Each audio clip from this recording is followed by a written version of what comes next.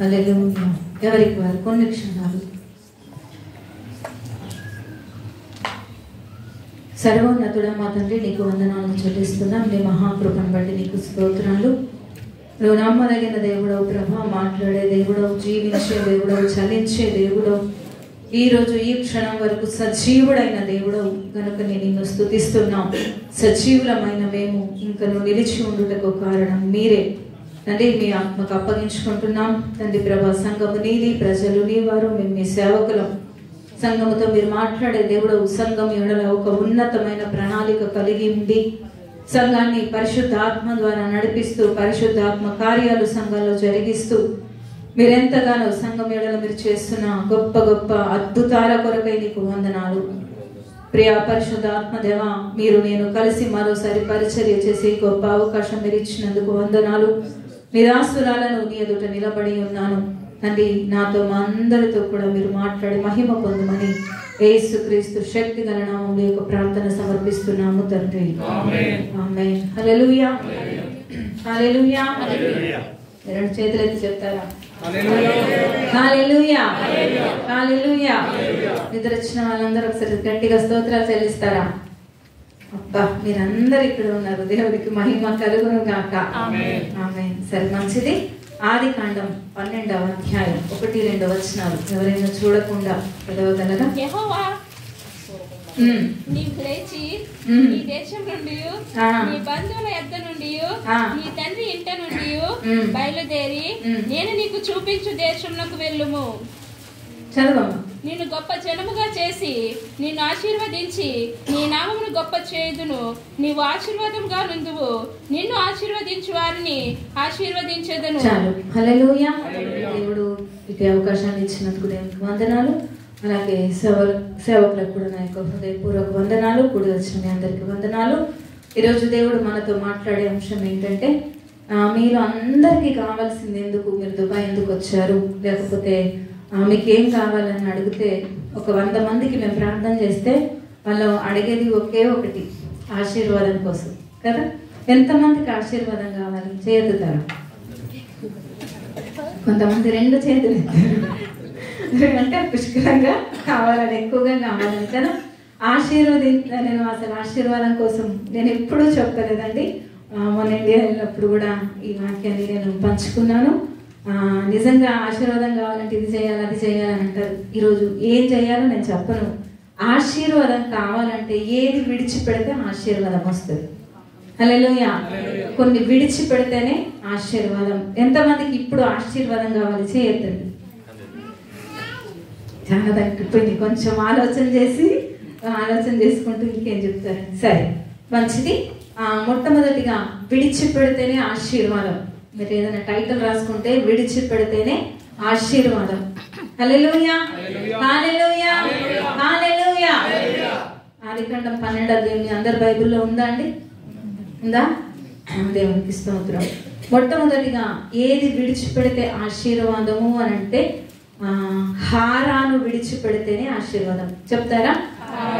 మీ పక్కన ఉన్న వాళ్ళకి చెప్పండి, హారాను విడిచిపెడితేనే ఆశీర్వాదం. చెప్పండి, మీ పక్కన ఉన్న వాళ్ళకి చెప్పండి. కొంచెం పలకరించినట్టుగా ఉంటది కదా.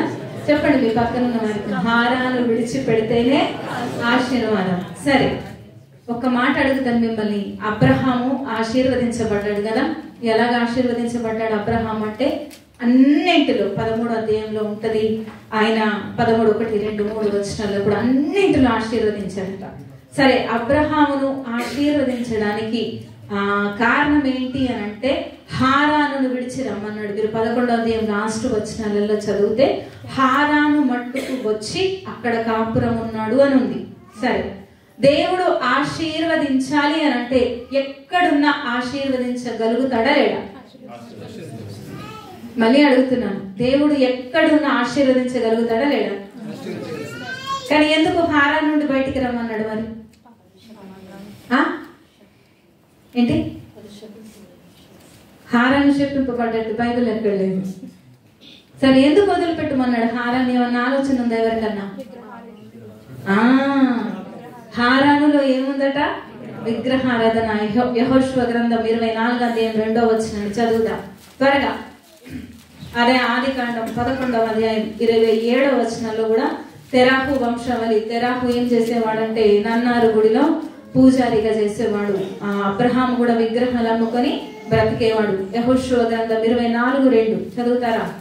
యెహోవా జనులందరితో ఇట్లా నేను ఇశ్రాయేలీయుల దేవుడైన యెహోవా చెప్పినది ఏమనగా, ఆదికాలము నుండి మీ పితరులు అనగా అబ్రహామును నాహోరుకును తండ్రి అయిన తెరహు కుటుంబీకులు నది యూఫ్రటీస్ అద్దరిని నివసించి ఇతర దేవతలను పూజించిరి. చాలు, అండర్లైన్ చేసుకోండి.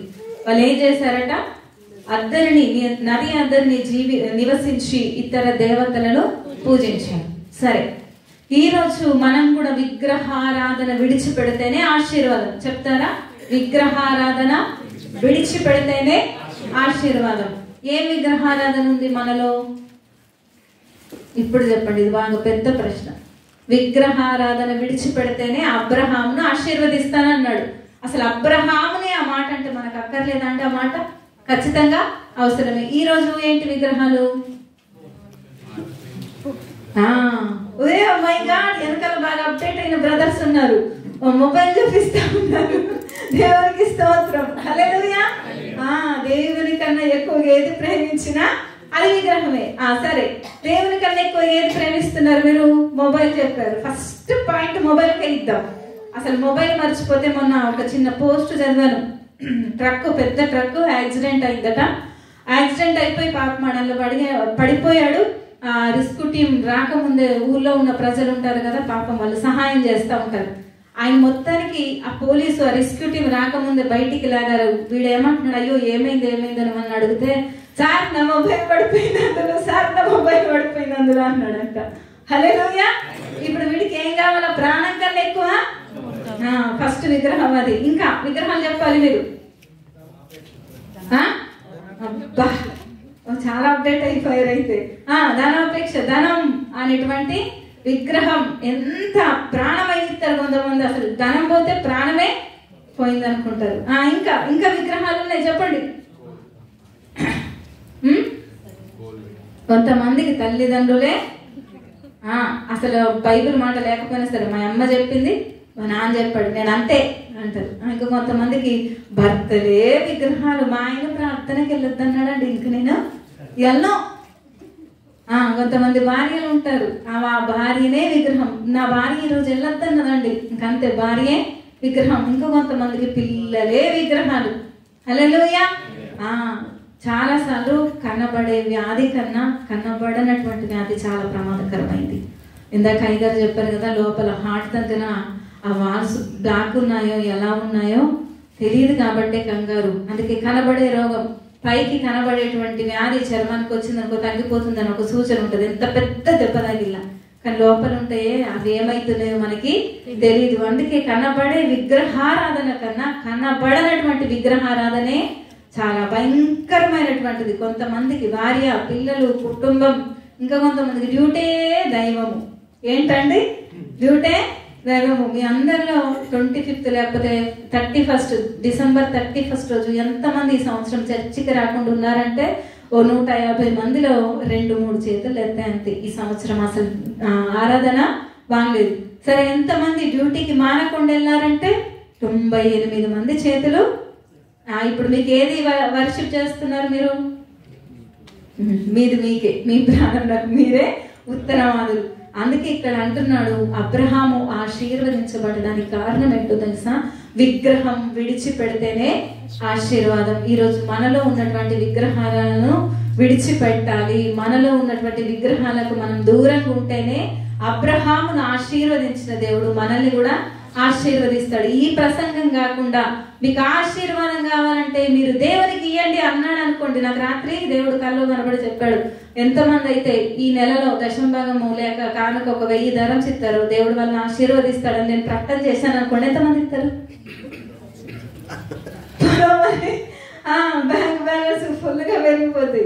కానీ ఇక్కడ ఏమంటున్నాడు తెలుసా? విగ్రహారాధన విడిచిపెట్టండి, అది మీకు ఆశీర్వాదం. గమ్య వారు స్తోత్రం చెప్తారా? హల్లెలూయా, హల్లెలూయా. నిజంగా లోకస్తులాగా మనం కూడా ఉండొద్దండి. విగ్రహాల సంబంధమైనటువంటి దేనిలో కూడా మనము ఉండొద్దు. కొంతమందికి బంధు ప్రీతి, ఎందుకు నాలుగు పెట్టంటే సార్ ఇంటికాడికి నుంచి పార్సల్ వచ్చింది. పార్సల్ ఏంటో తెలుసా అండి? పప్పలే. ఆఫ్టర్ ఆల్ పప్పల కోసము నువ్వేం వదులుకున్నావు? హల్లెలూయా. అందుకని అలాగా మన పరిస్థితి ఉండద్దు. సరే, యాకోబుతో మాట్లాడిన దేవుడు ఎక్కడికి వెళ్ళమన్నాడు? మళ్ళీ తిరిగి కానానికి వెళ్ళమన్నాడు. పాపం సహోదరి ఏం చేసింది? రాహేలు తన తండ్రి ఇంట ఉన్న గృహదేవతను దొంగిలించింది. ఎక్కడ దాకా వెళ్ళింది? అక్కడ దాకా వెళ్ళలేదు, మధ్యలోనే పోయింది. ఈ రోజు మన లోపల కూడా విగ్రహాలు ఉంటే కడదాకా వెళ్ళం. నిజంగా ఒక క్రైస్తవునికి ఆశీర్వాదం ఏంటో తెలుసా? క్రీస్తును కలిగి ఉండడమే, క్రీస్తుతో ఉండడమే. బ్రతుకున్నప్పుడు క్రీస్తుని కలిగి ఉండడం, చచ్చిపోయిన తర్వాత క్రీస్తుతో ఉండడం, ఇదే ఆశీర్వాదం. దీనికన్నా మించిన ఆశీర్వాదం ఈ లోకంలో ఒక క్రైస్తవునికి ఏది కూడా లేదు. అందుకనే విగ్రహం నీతో ఉంటే మధ్యలోనే ఆగిపోతావు. దయచేసి జ్ఞాపకం చేసుకోనండి. రెండోదిగా మనం ఏం విడిచిపెడితే ఆశీర్వాదం అని మనం ఆలోచన చేస్తే, సొదొమ విడిచిపెడితేనే ఆశీర్వాదం. హల్లెలూయా. ఏం విడిచిపెడితే ఆశీర్వాదం అండి? నీతిమంతుడైన లోతు అని ఎక్కడ రాయబడ్డది? ఎవరు రాశారు చెప్తారా? అచ్చా, బైబిల్ అంటారు మీరు, చాలా సంతోషం. నీతిమంతుడైన లోతు అని రాసింది ఎవరు? మన దేవుడు అనకండి, దేవుడు మాటలేయండి కానీ. అబ్బా, ఎవరు చెప్పరా? ఎవరు చెప్పారు? వెరీ గుడ్, చప్పట్లు కొడదాం. హల్లెలూయా. పేతురు రాసిన 2వ పత్రిక 2వ అధ్యాయం 7-8 వచనాలు చదువుదాం త్వరగా. దుర్మార్గుల కామ వికారయుక్తమైన నడవడి చేత బహు బాధపడిన నీతిమంతులకు లోతును తప్పించెను. ఆ నీతిమంతుడు వారి మధ్యను కాపురముండి తాను చూచిన వాటిని బట్టి వినిన వాటిని బట్టి వారి అక్రమమైన క్రియల విషయంలో దినదినము నీతి గల తన మనస్సును నొప్పించుకొనుచు వచ్చెను. హల్లెలూయా.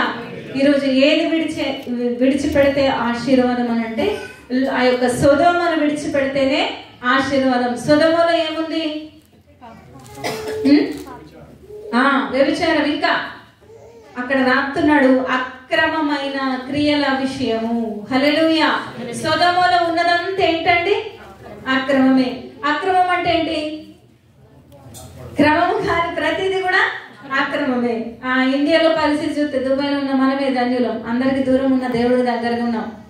మొన్న కూడా మన క్రిస్మస్ కి వచ్చిన పాస్టర్ చెప్పాడు కదా, మీరు అసలు దయచేసి పండుగలకు ఇంటికి రాకండి, ఇక్కడే ఉండండి, అక్కడికి వస్తే మీరు అసలు దొరకరంటా ఉన్నాడు. నిజంగా ఇండియాలో సొంత చర్చిలు అన్ని సొంతంగా ఉంటాయి. వాళ్ళు ఎప్పుడు వస్తున్నారో తెలుసా? ఆరాధనకి 11ంటికి స్టార్ట్ అని వాళ్ళే పెట్టుకున్నారు టైము, 1 గంటకు వస్తున్నారు. ఎంత భయంకరమైన పరిస్థితి అండి. అక్రమము, క్రమము కాని ప్రతిదీ కూడా అక్రమమే. ఈ సొదొమ గొమొర్రాలో ఏంటంటే అసలు ఒక్కటి కూడా క్రమమే లేదు. మీకు బాగా అర్థం కావాలంటే టైం ఉంటే 19వ అధ్యాయం ఆదికాండం చదువుకోండి. అక్కడున్న బాలురు, పెద్దలు, ముసలి వాళ్ళు ప్రతి ఒక్కరు కూడా ఎక్కడికి వచ్చారంట? లోతు ఇంటికి దొమ్మిగా వచ్చారట. ఎందుకు వచ్చారండి? అక్కడ ఉన్నటువంటి దేవదూతలను అత్యాచారం చేయడానికి. నిజంగా ఎంత భయంకరమైన పరిస్థితి చూడండి. సొదొమలో ధర్మశాస్త్రం లేదు, సొదొమలో దేవుడు లేడు, సొదొమలో మా మోషే లాంటి ప్రవక్తలు ఎవరు కూడా లేరు. అందుకే అక్కడ అంటున్నాడు, పేతురు రాస్తున్నాడు. పేతురు రాస్తున్నటువంటి ఆ మాటల ఆంతర్యం ఏంటంటే, లోతు నీతిమంతుడే కానీ ఎక్కడున్నాడు? సొదొమలో ఉన్నాడు. అందుకే ఆశీర్వాదం లేదు. ఏ ఆశీర్వాదం ఉందండి ఈ రోజు లోతుకి? చెప్పండి మీరు. లోతుకి ఏమన్నా ఉందా ఆశీర్వాదం? పిల్లలిద్దరూ తండ్రితో పాపం చేశారు. ఈ రోజు బయట వాళ్ళు మీ బైబిల్లో భూత పురాణం రాయబడ్డది అని అనడానికి వాళ్ళు కారణమయ్యారు. ఈ రోజు బైబిల్ ఏదైనా చూస్తే మంచివి ఎవ్వరు తీసుకోవట్లేదు, కానీ ఆ చెట్ట ఆ 19వ అధ్యాయాన్ని తీసుకుని అసలు పెద్దగా దాన్ని సాగదీసి సోషల్ మీడియాలో పెట్టి నానా రభస రచ్చ చేస్తా ఉన్నారు. హల్లెలూయా. దేవుణ్ణి దూషించడానికి ఈ రోజు వాళ్ళు హేతువులయ్యారు. హల్లెలూయా. అందుకే సొదొమ విడిచిపెడితేనే సరే. ఈ రోజు మనం ఎలాగ అప్లై చేసుకోవాలి అని అంటే, సొదొమలో ధర్మశాస్త్రం లేదు, వాక్యం లేని దగ్గర మీరు ఉండొద్దు, లోకంలో ఉన్న కార్యాల దగ్గర మీరు ఉండొద్దు. లోకంలో ఏమున్నాయి చెప్తారా? శరీరాశ, నేత్రాశ, శివపుడంబం, ఇవి తప్ప లోకంలో ఇంకేమి లేనేలేవు. ఉన్న దగ్గర మనం అసలే ఉండొద్దు. సొదొమలో దేవుని యొక్క ఆశీర్వాదము లేదు. సొదొమ విడిచిపెడితేనే ఆశీర్వాదం కనబడతా ఉంది. నిజంగా 2 పిల్లల పేర్లు రాయబడలేదు, లోతు భార్య పేరు కూడా రాయబడలేదు. కానీ లోతట నీతిమంతుడే దినదినము తన మనసు నొచ్చుకున్నాడు. కానీ ఎక్కడ ఉన్నాడట? లాభం ఏంటండి? చాలా మంది అంటారు అయ్యో లొకేషన్ లో అసలు ఏమీ బాగోలేదు, అది వదిలిపెట్టరా కదంటే అక్కడే సాలరీ బాగుంది. ఏముంది? అక్కడే సాలరీ బాగుంది. ఇప్పుడు నువ్వు ఏం చెప్తున్నావు? ఎక్కడ ఉన్నావు? సొదొమలో ఉన్నావు. ఒకవేళ డబ్బులు కనబడతాయేమో కానీ దేవుని ఆశీర్వాదం నీకు లేదు. హల్లెలూయా, హల్లెలూయా. అందుకే మనం సొదొమ విడిచిపెడితేనే ఆశీర్వాదం. చెప్తారా? సొదొమ విడిచిపెడితేనే. మీ పక్కన ఉన్న వాళ్ళకి చెప్పండి. మొదటిది, రెండోది. మొదటిది ఏంటిది? హారాలు విడిచిపెడితేనే. రెండోది విడిచిపెడితేనే ఆశీర్వాదం. మూడోది మనం చూద్దాం ఏంటి, ఇంకేం విడిచిపెడితే ఆశీర్వాదం అంటే మోయాబు విడిచిపెడితేనే ఆశీర్వాదం. ఇందాక చెప్పారు శపితమైనటువంటి ప్రదేశం అది. మోయాబు అని అంటే శపితమైనటువంటి ప్రదేశం. చెప్తారా? అందరు చెప్తారా? శపితమైనటువంటి ప్రదేశం. సరే, ఎంతమందికి శాపం కావాలి? అబ్బా, ఎవ్వరికి ఉంది. కానీ చేసేటివి మాత్రము చేస్తా ఉంటాం. రూతు గ్రంథం 1వ వచనాన్ని చదువుదాం. ఎక్కడ ఉంటది? దేశంలో కరువు కలుగగా యూదా బెత్లెహేము నుండి ఒక మనుషుడు తన భార్యను తన ఇద్దరు కుమారులను వెంటబెట్టుకొని మోయాబు దేశంలో కాపురముండుటకు వెళ్ళెను. చాలు. హల్లెలూయా. ఈయనట ఎక్కడికి వెళ్ళాడట? తన భార్యను తన ఇద్దరు బిడ్డల్ని వెంట పెట్టుకొని ఎక్కడికి వెళ్ళాడు? ఎందుకు వెళ్ళాడు మోయాబుకి? ఎక్కడ కరువు వచ్చింది? యూదా బెత్లెహేము నుండి అంటున్నాడు. బెత్లెహేము అంటే రొట్టెల ఇల్లు అని అర్థం. ఇప్పుడు ఎక్కడ కరువు వచ్చింది? రొట్టెల ఇంట్లో కరువు వచ్చింది. ఎక్కడికి వెళ్ళాడు? ఇప్పుడు మనందరం కూడా అంతే, నాకు తెలిసి అదే ఉంటది. శపితమైనటువంటి ప్లేస్ నే కోరుకుంటాం. ఎలా కనబడుతుంది? మీరు ఎప్పుడన్నా యూట్యూబ్ లో యాత్రికురాలి ప్రయాణం అని కొట్టండి. యాత్రికుని ప్రయాణం ఫస్ట్ది, యాత్రికురాలి ప్రయాణం రెండోది. పిక్చర్ చాలా బాగా తీశారు. అది జాన్ బన్యన్ అనుకుంటాను, ఆయన తీశాడు. అందులో ఒక ఆమె తప్పిపోతూ ఉంటే ఒక ప్రదేశం చాలా పచ్చగా కనబడుతుంది. సాధన్ గడు అట్లా చేస్తాడు అనమాట. తనతో ఉన్నామే ఆ ప్లేస్ పచ్చగా ఉంది కానీ నువ్వు వాటెళ్ళకంటే ఈమె పడకున్నా కూడా దృష్టిలో అదే ఉంటది. మొత్తానికి అక్కడికి వెళ్ళిపోయిన తర్వాత శోధనలో పడతా ఉంటది. ఈరోజు మనకు కూడా లోకం ఎలాగా ఉందట? పచ్చగా ఉంది. అక్కడే అన్ని ఉన్నాయి అనుకుంటున్నాం కానీ అక్కడ ఏమీ లేదు. లోకం దాని ఆశ ఇందాక పాడారు కదా, గతించిపోవును, దేవుని చిత్తం చేయవాడు నిరంతరము నిలుచును. మొదటి యోహాను 2:17 మాట కనబడుతుంది. అయితే ఇక్కడ ఈ మనుషుడు ఏం చేశాడంటే రొట్టెల ఇంట్లో కరువు వచ్చిందని చెప్పేసి, అసలు పేరేంటండి? రొట్టెల ఇంట్లో కరువు వస్తుందండి. అసలు మీరు చెప్పాలి. చాలా సార్లు దేవుని సన్నిధిలో కరువు అనుకుంటారు, దేవుని చేతి కింద ఉంటే కరువు అంటారు. నీకు అలా కనబడుతుంది అంతే. సారేపతి విధవరాల దగ్గరకు వస్తే మీరు ఎవరన్నా 1 క్వింటల్ 2 క్వింటల్ బియ్యం ఆమెకి ఏమన్నా వేసారా? మీరు గోధుమ పిండి ఏమన్నా వేసారా? పోనీ ఒక నూనెకి ఏమైనా వేసారా? మీరందరూ ఎవరు వేయలేదా? నేను ఇచ్చాను అందుకే 3.5 సంవత్సరాలు ఫోన్ పే చేశాను అందుకే అక్కడ కొనుక్కుంది. అవునా కాదా? బా హల్లెలూయా. సరే, అక్కడ నిజంగా సేవకుని మాట నమ్మింది. అదే కరువులో కూడా తాను సేవకుడు తన బిడ్డ 3.5 సంవత్సరాలు పోషించబడ్డరు. రొట్టెల ఇంట్లో కరువు వచ్చినా కూడా, దేవుని సన్నిధిలో కరువు వచ్చినా కూడా మనం అస్సలే మోయాబునకు వెళ్ళకూడదు. దీని అర్థం ఏంటి అని అంటే, మీరు చాలా సార్లు ఎవరన్నా రూతు గ్రంథం వివరిస్తే, రాజశేఖరయ్య గారు కావచ్చు, కొంచెం పెద్దవాళ్ళు వివరిస్తూ ఉంటే వాళ్ళు చెప్తారు, బోయజు యేసుక్రీస్తుల వారికి సాదృశ్యం, రూతు పెళ్లి కుమార్తె సంఘానికి సాదృశ్యం, ఆ భూమి ఆ పంట సంఘానికి సాదృశ్యంగా వివరిస్తారు. మనం ఎప్పుడు ఎక్కడ ఉండాలి? దేవుని యొక్క పొలములోనే ఉండాలి. హల్లెలూయా.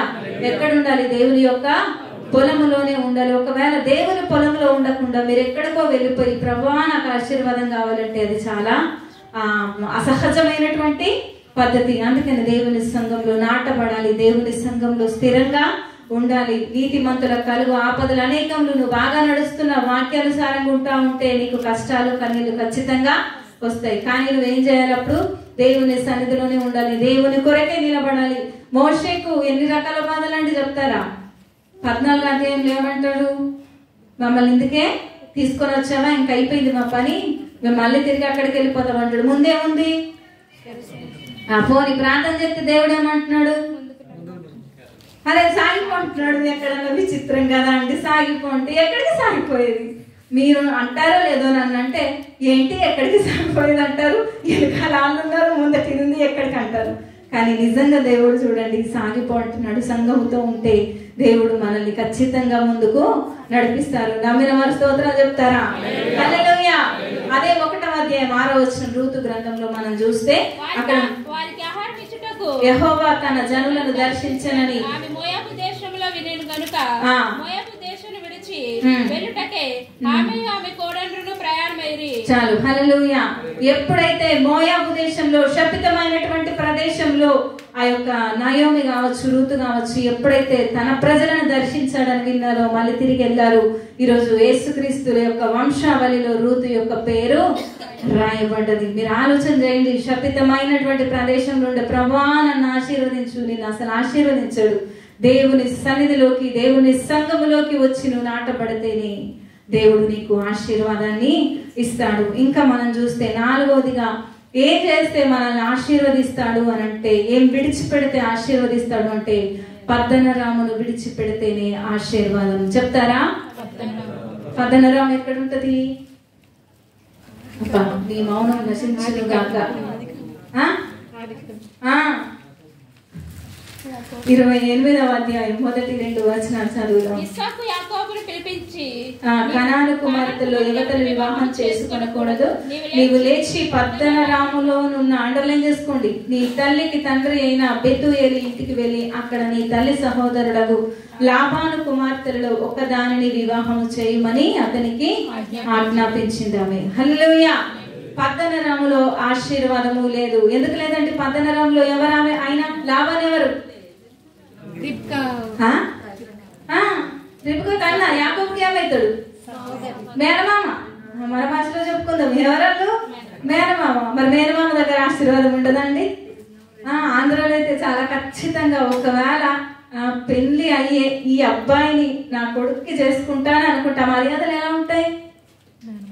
నేను చెప్పండి. ఇంకా టేబుల్ మీద పెట్టి దీని నుంచి అక్కడ దాకా టేబుల్ అట్ట 2000 రకాలు పెట్టేసి మర్యాద చేశారట. 2000 రకాలు చేస్తే ఎంత తింటారండి? అసలు పద్దనరాములో మరి ఎందుకు ఆశీర్వాదం లేదంటున్నాడు? పద్దనరాములో ఏముంది చెప్తారా? పద్దనరాముల ఆశీర్వాదం లేదని నేను అంటున్నాను, కానీ బైబిల్లో ఏముందో తెలుసా? పద్దనరాముకి వెళ్ళిన తర్వాతనే అసలు ఎలా దాటాడు?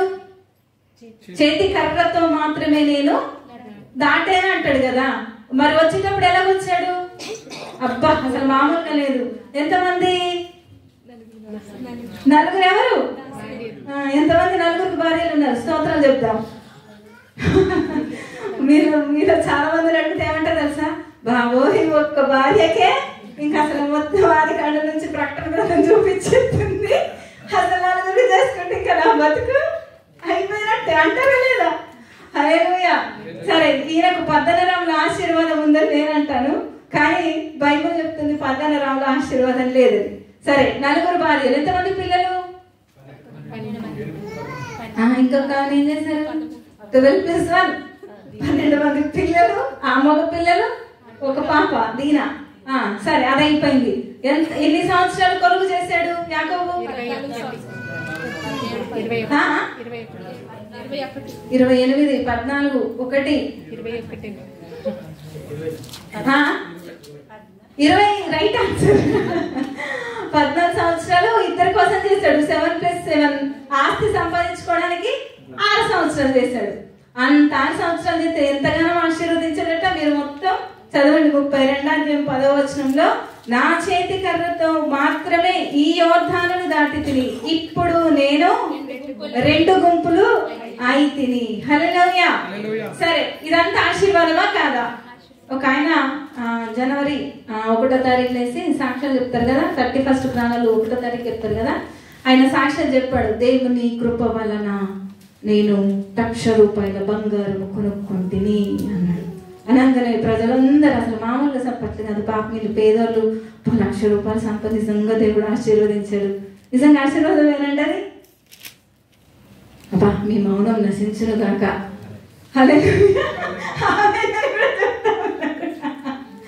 ఏంటి ఆశీర్వాదం? ఏంటి అన్నున్నా కూడా లేదంటున్నాడు. మీలో చాలా మంది అంతే, అన్నీ ఇచ్చిన దేవుడు పోనీ ఇలాగున్నానండి ఏదోలే. సామెతలలో అంటాడు, బాగా ఆస్తి పరులే నాకు ఏమీ లేదండి అనే వాళ్ళు ఉన్నారట. ఏం లేకపోయినా నాకు చాలా ఉంది వెనకాల అంటారట. అలాంటి వాళ్ళు కూడా ఉన్నారట. సామెతల గ్రంథంలో మాట చదివినప్పుడు నాకు చాలా నవ్వు వస్తుంది.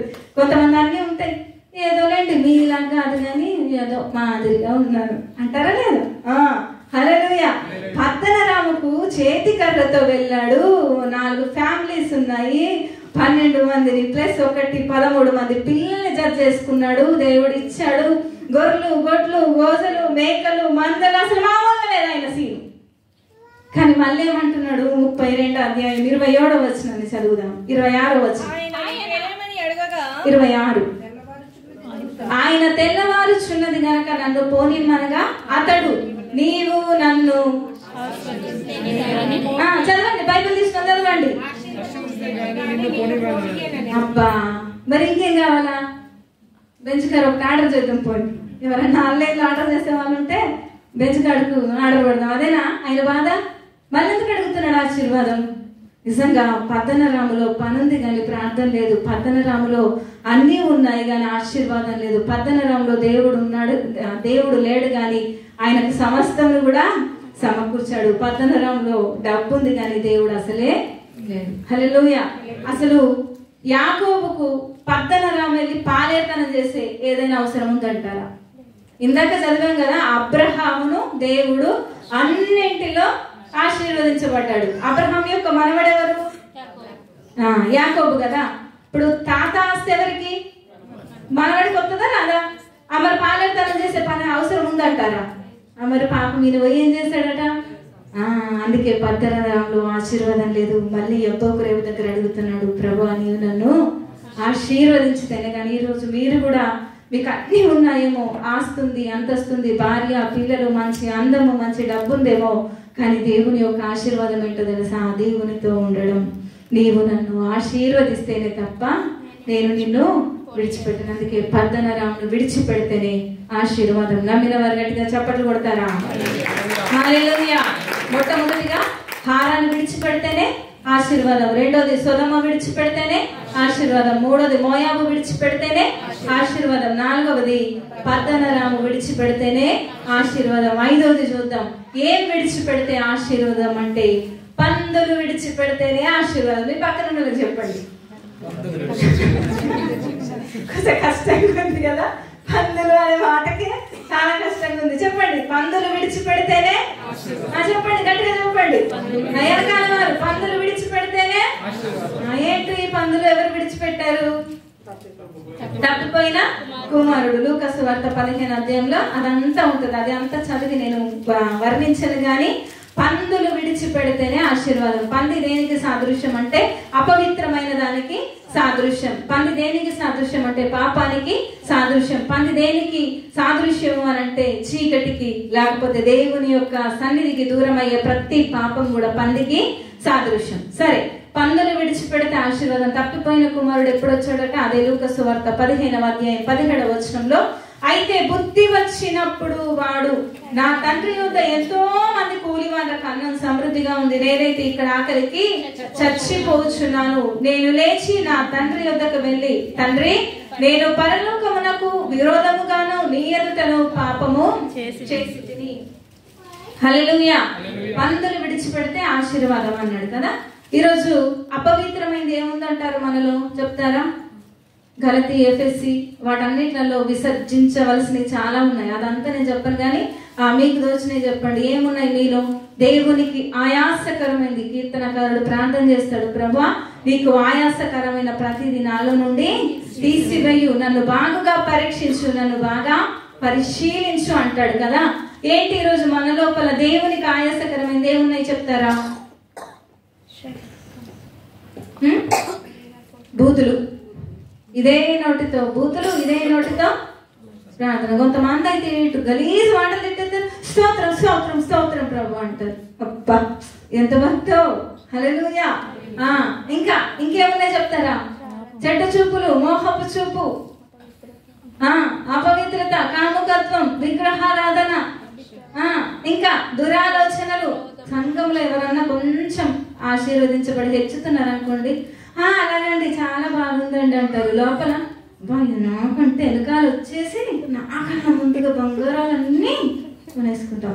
ఎంత అసూయలు కొంతమందికి ఈ మధ్యలో ఎక్కడికి వెళ్ళ చూస్తున్నాం. ఏ సంఘాలకు వెళ్ళా, చాలా సంఘాలు తిరిగాం కదా ఇండియాలో. వాళ్ళందరూ చెప్తున్నారు, అమ్మ నేను కొంచెం చాలా పాటలు పాడుతూ ఉంటే పక్కనున్న ఓర్చుకోలేక పాస్టర్ గారు కంప్లీట్ చెప్తున్నారంట. హల్లెలూయా. ఎందుకంటే డౌన్ చేయడానికి. అందుకే పీతల కథ చెప్తా ఉంటారు కదా. పీతల కథ తెలుసు మీ అందరికి, తెలుసేనా? ఇండియా పీతల ఆ తొట్టికి ఆ కంటైనర్ కి మూత పెట్టాల్సిన పనే అబ్బా సెక్యూరిటీ ఎంత ఇదో. హల్లెలూయా. మన లోపల అసూయ ఒకళ్ళు ఎదుగుతా ఉంటే, అస్సలు ఒకళ్ళు ఆశీర్వదించబడతా ఉంటే ఎంత కుల్లో ఎంత కపటమో. నీకంటే నాకంటే వెనకాల వచ్చింది, అది బాబోయ్ 2 స్టేర్లు. హల్లెలూయా. ఇలాంటివి అన్ని కూడా దేవునికి ఆయాసకరమైనవి. సరే, తప్పిపోయిన కుమారుడు ఎలాగొచ్చాడట? వాడు బుద్ధి వచ్చినప్పుడు అని ఉంది కదా. సరే, అప్పటిదాకా పందుల మందలో ఉన్నాడు కదా. ఒక చిన్న పందిని తీసుకొని వచ్చి, ప్లీజ్ డాడీ, ఒక చిన్న పందింది బుజ్జముండదు, ఎంత అందంగా ఉంది, ప్లీజ్ డాడీ ఒక్కడే తీసుకొని నీ దగ్గరకు వస్తానంటే తండ్రి యాక్సెప్ట్ చేస్తాడా? ఈరోజు మనం ఎలా వచ్చాం చర్చికి చెప్పాలి మీరు. చిన్న పందిని తీసుకొని వచ్చారు కదా. నిజంగా ఎంత తమాషాగా ఉంటుంది కదా. వాడు బుద్ధి వచ్చినప్పుడు ఒంటరిగానే పరిగెత్తుకొని వచ్చాడు కాబట్టి తండ్రి దూరంగా ఉండగానే పరిగెత్తుకొని వచ్చి ఆశీర్వదించబడ్డాడు. పందుల దగ్గర లేని ఆశీర్వాదం తండ్రి ఇంటిలో ఆయనకి దొరికింది. ఒకవేళ అపవిత్రమైన జీవితంతో ఉంటే, అపవిత్రమైన క్రియలు నీలో ఉంటే, ఒకవేళ దేవునికి అసహ్యమైన ఏదైనా నీలో ఉంటే, దేవుని దగ్గరకు వస్తే దేవుడు నేను అక్కన చేర్చుకోవడానికి ఇష్టపడతా ఉన్నాడు. నమ్మిన వాళ్ళు స్తోత్రాలు చెప్తామా? చిన్న పందిని తీసుకొని వస్తాను ప్రభువా, చిన్నదాన్ని తీసుకొని వస్తాను ప్రభువా. ఎంతమంది మీ మొబైల్లో చాటింగ్లు, ఎంతమంది మీ మొబైల్లో ఉండకూడనటువంటివి ఉంటున్నాయి. పొరపాటున ఏమన్నా మొబైల్ తీసుకుంటే అసలు మామూలుగా ఉండదు, ఇంకా ఒక ధర వేసేసుకుంటారు అంతే. ఇంకా హల్లెలూయా. దయచేసి అసహ్యమైనది ఉంటే దేవుడు మనల్ని ఆశీర్వదించడు, విడిచిపెడితేనే ఆశీర్వాదం. ఇవన్నీ ఒక దాంట్లో అయితే, రెండోదిగా మనం ఏం విడిచిపెడితే లేకపోతే ఏం చేస్తే ఆశీర్వాదం అంటే, నశించిపోతున్న ఆత్మల్ని కాపాడినప్పుడు దేవుడు మనల్ని ఆశీర్వదిస్తాడు. హల్లెలూయా. నశించిపోతున్న ఆత్మల్ని మనం కాపాడితే దేవుడు మనల్ని ఆశీర్వదిస్తాడు. చెప్దామా? మీ పక్కన ఉన్న వారికి చెప్పండి, నశించిపోతున్న ఆత్మల్ని కాపాడితే మనకు ఆశీర్వాదం అని చెప్పండి. వెనకాల నిద్రపోతున్న వారు హల్లెలూయా, హల్లెలూయా. నశించిపోతున్న ఆత్మల్ని కాపాడితే ఆశీర్వాదం వస్తుంది. ఎక్కడన్నా బైబిల్ ఏమన్నా ఉందా ఆధారం? చెప్తారా?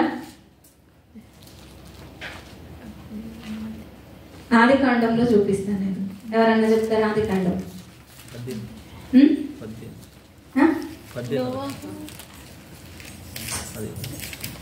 ఆది కాండం 14వ అధ్యాయం 14వ వచనాన్ని చదువుతాం. అబ్రాము తన తమ్ముడు చెరపట్టబడనని విని తన ఇంట పుట్టి అలవరచబడిన 318 మండుగురిని వెంట పెట్టుకుని దాను మట్టుకు ఆ రాజులను తరిమెను. హల్లెలూయా. ఇందాక అయ్యగారు చెప్పారు కదా, మా బాధ అంతా ఒక్కటేంటో తెలుసా, సువార్థికులు లేరు. అన్ని చెప్పే వాళ్ళు ఉన్నారు, ఇలాగ అవకాశం ఇస్తే చక్కగా ప్రసంగించే వాళ్ళు ఉన్నారు, పాటలు పాడేవారు ఉన్నారు, పరిచర్య చేసే వాళ్ళు ఉన్నారు. కానీ ఒకే ఒక కొదవేంటో, సువార్థికులు లేరని కొదవ అయ్యగారి యొక్క బాధ. ఇక్కడ అబ్రహాము మీరు 18వ అధ్యాయంలో చూస్తే ఆయన విజ్ఞాపన చేస్తా ఉన్నాడు. ఏంటంటే విజ్ఞాపన, ప్రభువా సొదొమ పట్టణంలో 50 మంది నీతిమంతులు ఉంటే కాపాడతావా ప్రభువా, 40 మంది ఉంటే కాపాడతావా? అసలు ఈ ప్రార్థన ఎవరితోనండి? అసలు ఆయనతోనే కదా. ఆయన తెగింపు చూడండి ఒకసారి. సరే, మీలో చాలా మంది ఏం చేస్తారు, టైగర్ నశించిపోతున్న వారి కోసం రోజు ప్రార్థన చేస్తున్నాం అంటున్నారు. ప్రార్థన చేస్తే సరిపోద్దా? అక్కడ అబ్రహాము ఆల్రెడీ ప్రార్థన చేశాడు, ఇంకా అసలు ఊరుకోవచ్చు. కానీ మళ్ళీ ఏం చేశాడట, తన తమ్ముడు చెర పట్టబడనని విని తన ఇంట పుట్టి అలవర్చబడిన 18 మండుగురిని వెంట పెట్టుకుని దాను మట్టుకు వారిని తరిమి, లోతు సంతానం కావచ్చు, లోతు పిల్లలు కావచ్చు, లోతు భార్యలు, తనకు కలిగినదేముందో ఆ అర్ధరాత్రి తీసుకొని వచ్చాడట. 16, 18, 19 వచనం చదువుదాం. మరియు షాలీము రాజైన మెల్కిసెదెకు రొట్టెను ద్రాక్షరసమును తీసుకొని వచ్చెను. అతడు సర్వోన్నతుడగు దేవునికి యాజకుడు. అప్పుడు అతడు అబ్రామును అండర్లైన్ చేసుకోండి. ఎప్పుడు అతడట? అప్పుడు అతడు. ఎప్పుడు? రక్షించిన తరువాత. నా తమ్ముడే కదా, నేను ప్రార్థన చేశాను కదా, దేవుడే రక్షించుకుంటాడు. కొంతమంది అంటారు దేవుడే తీసుకెళ్ళాలండి. ఆ దేవుడు తినిపించేదాకా తినకండి. కడుపులో గోకితే అసలు మామూలుగా ఉండదు కొంతమంది పరిస్థితి. అయితే చుక్కలు కనబడితే గిరా గిరా గిరా గిరా తిరుగుతుందంటారు. హల్లెలూయా. ప్రార్థన చేశాను ప్రభా, ఇంకా నీ పనులు చేయన్నాడా? ఎంత అది ఉంది చూడండి. అందుకే యాకోబు పత్రిక 1వ అధ్యాయం లాస్ట్ వచనంలో అంటాడు, యాకోబు రాసిన పత్రికలో 5వ అధ్యాయం అనుకుంటాను చివరి వచనంలో, ఒక పాపిని వాని తప్పు మార్గం నుండి నువ్వు కాపాడితే ఒక ఆత్మను నీవు రక్షించుకున్నట్టే. హల్లెలూయా. ఎప్పుడైతే నశించిపోతున్న ఆత్మల్ని దేవుని సన్నిధికి మీరు నడిపిస్తారో తప్పకుండా దేవుని యొక్క ఆశీర్వాదము ఉంటది. అది అండర్లైన్ చేసుకోండి. అప్పుడు అతను అబ్రామును ఆశీర్వదించి. హల్లెలూయా, హల్లెలూయా.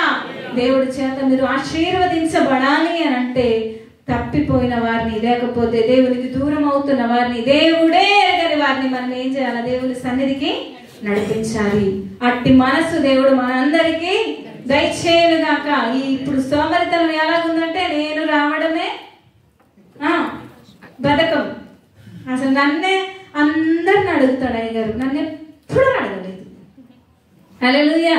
ఏంటంటే ఈరోజు వచ్చావో బెట్టా రాలేదో బెట్టా అందరినీ పలకరిస్తే అందరికీ ఫోన్ చేస్తాడు అమ్మగారు. అసలు నాకే ఫోన్ చేయదు. ఎందుకు చేయాలి? హల్లెలూయా.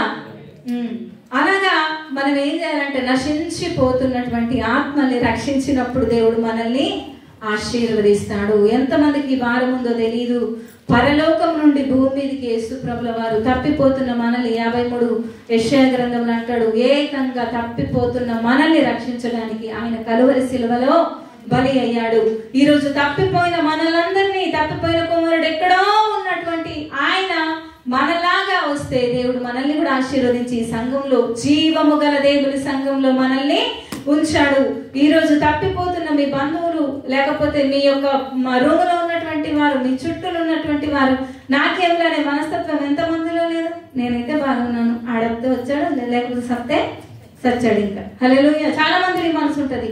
దయచేసి అలాంటి మనసు లేకుండా అబ్రహాము ఆశీర్వదించబడడానికి కారణం, రెండో కారణం ఏంటంటే ఆయన నశించిపోతున్నటువంటి ఆత్మని రక్షించాడు. అప్పుడు అతడు దేవుడు ఆశీర్వదించాడట. దేవుడు అట్టి ఆశీర్వాదం మనకందరికి ఇచ్చునుగాక. ప్రార్థన చేద్దాం. స్తోత్రం, స్తోత్రం యేసయ్యా, మీకు వందనాలు, స్తోత్రాలు ప్రభువా. తండ్రి, ఈ లోకంలో మేము ఆశీర్వదించబడాలని ఎన్నో సార్లు అనుకుంటాము స్వామి, కానీ మా లోపల ఏవైతే ఉన్నాయో అవి అలాగే ఉంచుకుంటామయ్యా. హారాను విడిచిపెడితేనే ఆశీర్వాదం అని అబ్రాముతో సెలవిచ్చావు. అందుకే హారాను తన బంధువులు, తన ఇల్లు, తన దేశం నుంచి తండ్రి నువ్వు చెప్పే చోటికి వెళ్ళినప్పుడు అబ్రాము ఆశీర్వదించబడ్డాడు. ఆ రీతిగా నీ బిడ్డలందరూ హారాను విడిచిపెడుదురుగాక, విగ్రహారాధనకు దూరముగా ఉందురుగాక. తండ్రి, సొదొమ విడిచిపెడితేనే ఆశీర్వాదం అన్నావు దేవా. నీతిమంతుడకు లోతు అంటున్నావు, ఆయనకు మంచి మనసే ఇచ్చావు. ఆ కామ వికార యుక్తమైనటువంటి ఆక్రమ క్రియల విషయాల్లో దినదినము నొచ్చుకున్నాడు, కానీ అక్కడే ఉన్నాడు. సొదొమను విడిచిపెట్టలేకపోయాడయ్యా. తన కుటుంబాన్ని పోగొట్టుకున్నాడు. దయచేసి దేవా, దేవానికి స్తోత్రాలు. ధర్మశాస్త్రం లేని దగ్గర, తండ్రి నీ యొక్క వాక్యం లేని దగ్గర నీ బిడ్డలు ఉండకూడదు ప్రభా. లోకమునైనను, లోకంలో ఉన్న వాటినైనను ప్రేమించకుండా నీ దగ్గరికి వచ్చేటువంటి కృప దయచేయండి దేవా. ఆ యొక్క ఎక్కడైతే వాక్యం ఉంటుందో, ఎక్కడైతే ఆత్మ నడిపింపు ఉంటుందో అలాంటి సంఘాలలో నీ బిడ్డలు ఉండడానికి సహాయం దయచేయండి తండ్రి. మోయాబు విడిచిపెడితేనే ఆశీర్వాదం అన్నావు. శపితమైన స్థలాల్లోకి నీ బిడ్డలు కోరుకుంటున్నారయ్యా. డబ్బు కోసం తండ్రి ప్రభా, యొక్క లోక ఘనత కోసం తండ్రి మోయాబును కోరుకుంటున్నారయ్యా. మోయాబు విడిచిపెడితేనే, బెత్లెహేము చేరితేనే రూతు, నయోమి ఆశీర్వదించబడ్డారయ్యా. అలాంటి కృపని బిడ్డలకు దయచేయండి. పదనరాములో పాలేతనం ఉంది కానీ ప్రభా, దేవా డబ్బు ఉంది కానీ అన్ని ఉన్నాయి కదా, ఆశీర్వాదం లేదయ్యా. పదనరంలో యాకోబు ఏది పోగొట్టుకున్నాడో అది మళ్ళీ తిరిగి దేవా యాకోబు రేవు దగ్గర తను సంపాదించుకున్నాడు. తన ప్రార్థన ఉంటేనే గాని, లోక సంబంధమైన విడిచిపెడితేనే గాని మాకు ఆశీర్వాదం లేదని సెలవిచ్చావు. దాన్ని పందులు విడిచిపెడితేనే ఆశీర్వాదం అన్నావు స్వామి. నిశ్చయంగా నీ బిడ్డలు అపవిత్రమైన కార్యములు విడిచిపెట్టుదురుగాక, నీకు ఆయాసకరమైన విడిచిపెట్టుదురుగాక, దాన్ని నీకు ఇష్టమైనటువంటి బిడ్డలుగా జీవించుదురుగాక. తప్పిపోయిన కుమారుడు ఏ రీతిగా శుద్ధుడై బుద్ధి వచ్చి తండ్రి ప్రభాని మీరిచ్చే ఘనతను అర్థం చేసుకున్నాడు, అలాంటి మహిమని బిడ్డలు పొందుకుందురు గాక, ఆశీర్వదించబడుదురు గాక. అయ్యా నీకు వందనాలు దేవా. మా ముందు తప్పిపోతున్న ఆత్మలు ఎంతో కనబడుతున్నాయ్యా, కానీ మా లోపల చరణం లేదయ్యా. మేము బాగుంటే చాలన్నటువంటి స్వార్థం నశించును గాక. తండ్రి నీకు వందనాలు. కొంతమంది అయినా అగ్నిలో నుండి లాగినట్టు కొంతమందినైనా రక్షించబడుటకు సహాయం దయచేయండి యేసయ్యా. నీకు వందనాలు. అబ్రహాం ఏ రీతిగా అయితే ప్రార్థన చేసి వదిలిపెట్టలేదయ్యా తండ్రి, నీకు స్తోత్రాలు. యుద్ధం కూడా చేస్తాడు ప్రభా, అదే రీతిగా నీ బిడ్డలు ప్రార్థన చేయుదురు గాక, కత్తి పట్టుకొని యుద్ధం చేయుదురు గాక. కొండ మీద ఉన్న మోషే ప్రార్థన చేశాడు, కింద యెహోషువ కత్తి చేత యుద్ధం చేశాడు. ఈ రెండు పరిస్థితులు సంఘములో ఉండును గాక. నశించిపోతున్నటువంటి ఆత్మలు సంఘంలో సమకూర్చబడను గాక. తండ్రి మీరు మాట్లాడిన ప్రతి మాటను కూడా మీరు కట్టి ఫలింపచేయమని మా అందరితో మీరు మాట్లాడినందుకు వందనాలు చెల్లిస్తూ యేసుక్రీస్తు శక్తి గల నామములో ఒక ప్రార్థన మీ పాదాలకు సమర్పిస్తున్నాము తండ్రి. ఆమేన్.